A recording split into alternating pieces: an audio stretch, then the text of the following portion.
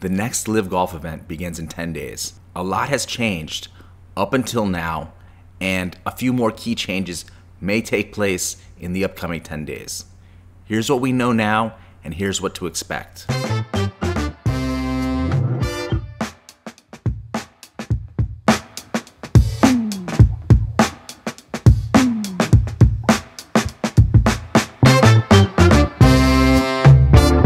David Feherty leaving NBC Golf for LIV Golf.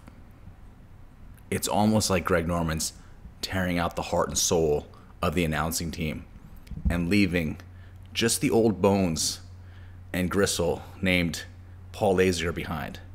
Paul Lazinger ruins broadcasts. David Feherty has to work around Paul Lazinger to make it bearable. Now he's gone. Big Boy Pants Golf has a prediction for you. Gary McCord is no longer full-time announcing. He's next. You can see how good Gary McCord is at hamming it up during the match with none other than Phil Mickelson and Charles Barkley. Likewise, Charles Barkley's probably going to go soon too.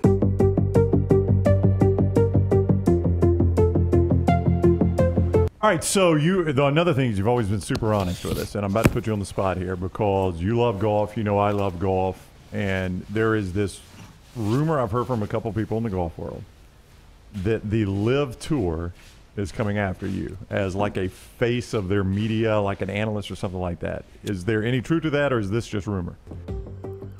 This is basically Jocko Willink's extreme ownership. In an appearance on the Pat McAfee show Friday afternoon discussing LIV Golf, and in particular the Saudi-backed tour's ludicrous payouts, Barkley mused that he would kill a relative to make that sort of money. I don't judge other people, Barkley began, referencing the golfers who defected from the PGA Tour. If someone gave me $200 million, I'd kill a relative. By putting this out there, Charles showed that A, he's interested, B, if you throw him a price like $200 million, he'll take it, and C, because he said he'd kill a relative, when one of these annoying reporters asks him, is there anything you wouldn't do? Charles can say, listen, I've been upfront from the beginning. I said I'd kill a relative. But this does make it a little bit odd if he goes over to the LIV Golf Tour, which he's probably going to do, because none of his relatives are going to trust him. I'm going to meet with LIV. So there is some truth. Truth, to be always transparent and honest. They called me and asked me would I meet with them, and I said yes. Game, set, match. No one escapes Greg Norman. Nothing is imminent. I actually don't know everything they want from me or what they technically want me to do. They want you to show up in New Jersey in 10 days and just be yourself, Charles. But you got to always look at every opportunity that's available. Mm-hmm. So to answer your question is 100% yes, I'm going to meet with LIV. Do you know Greg Norman? I've never met Greg Norman. Yeah. Is he the one that calls you in this situation, or is it somebody associated with Greg? No, he called me. It was So Greg Norman called you. Yes. Yeah. And I said, Greg, I'll meet with you. And the meeting is imminent. Sometime in the next week. I'm pretty sure Greg Norman just gives you the LIV Golf welcome package. You get the Patrick Reed black LIV hat, maybe a golf shirt with LIV on the collar, and a few tickets to New Jersey. So you can bring a friend. More than likely. But this has been a very slippery, interesting slope for me because I have no problem with those guys going to LIV. Yeah. Some of them are my friends. A couple of them asked me for advice, and I said, hey, man, we're all independent contractors.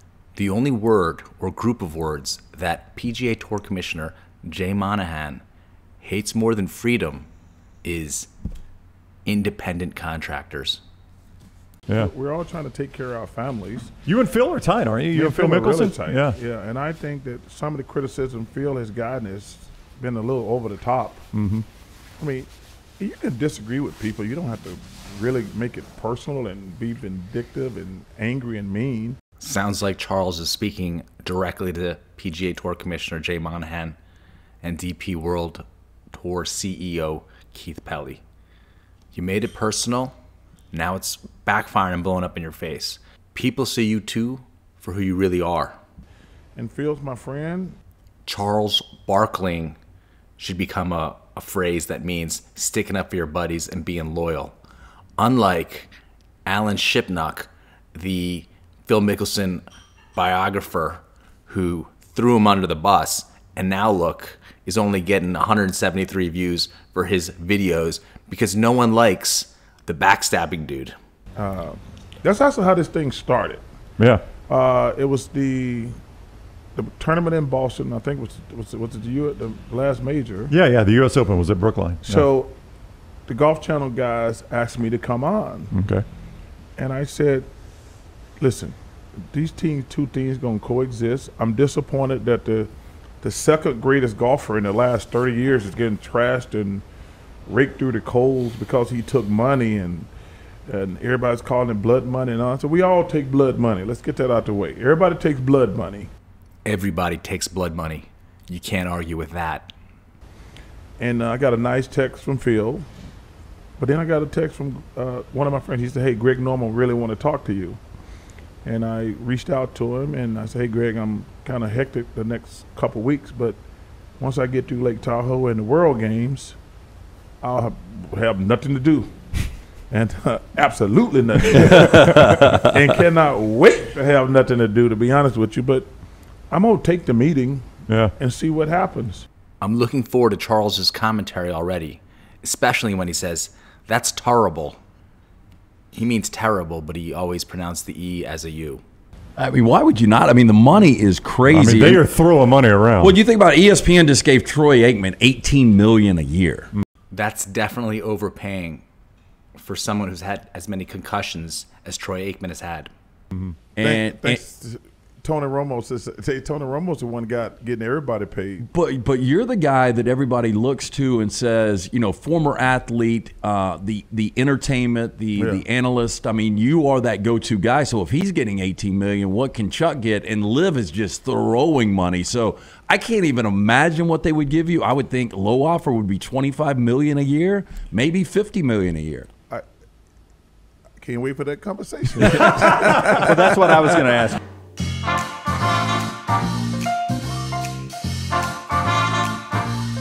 So the match is basically almost the future of golf in terms of Phil Mickelson going to LIV and then a new announcing empire for golf of Charles Barkley and Gary McCord, who will join soon, I bet. And finally, the one who's already there now, David Feherty.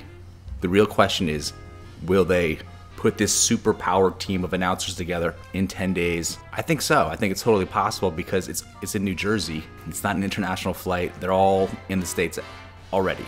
Let's make this happen so that we can continue to see the building blocks, like a Tetris work of art, come together. Each tournament, I think, will exponentially get better, like the Y graph just going up. Unless that's the X graph.